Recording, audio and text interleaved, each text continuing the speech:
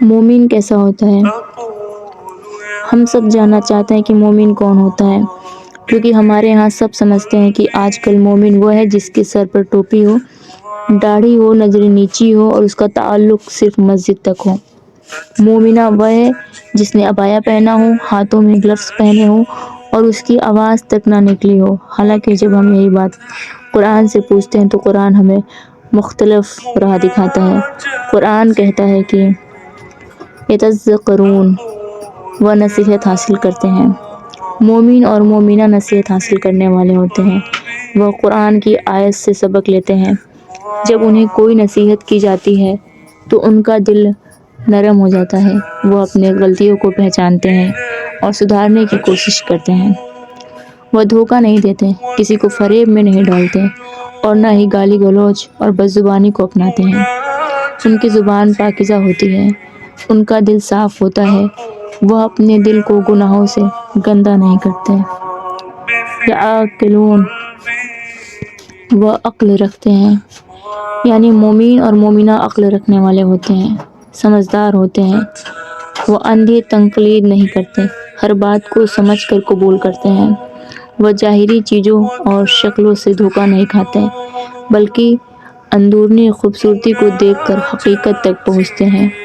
وہ فیصلے کرتے ہیں تو ان میں اطمینان اور سکون نظر آتا ہے۔ یعملون، وہ عمل کرتے ہیں۔ مومن اور مومنہ عمل کرنے والے ہوتے ہیں۔ ان کا ایمان صرف ظاہری نہیں ہوتا، بلکہ ان کے ہاتھوں، پاؤں اور زبان پر بھی نظر آتا ہے۔ وہ بات کرتے ہیں تو سیدھی کرتے ہیں، وعدہ کرتے ہیں تو پورا کرتے ہیں۔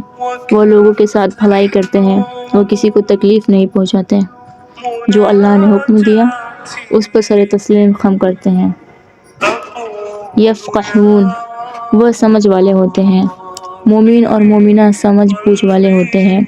وہ معاملات خراب نہیں کرتے، وہ رشتوں کو ختم نہیں کرتے بلکہ انہیں سنبھال لیتے ہیں۔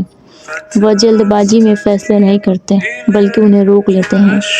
وہ ضد اور ہٹ دھرمی سے دور رہتے ہیں۔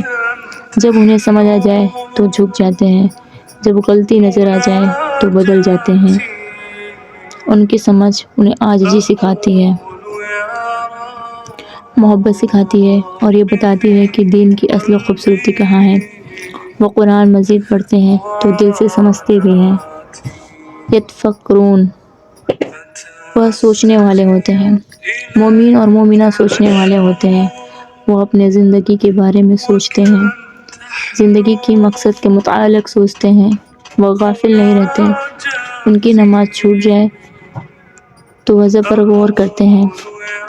وہ گناہ سے ڈرتے ہیں، وہ اپنی سوچنے کی صلاحیت سے اللہ کے قریب ہو جاتے ہیں۔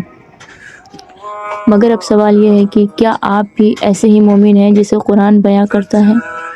کہیں ایسا تو نہیں کہ آپ صرف مومن نظر آتے ہیں، کہیں ایسا تو نہیں کہ آپ نے صرف مومنوں والا لباس پہن رکھا ہے؟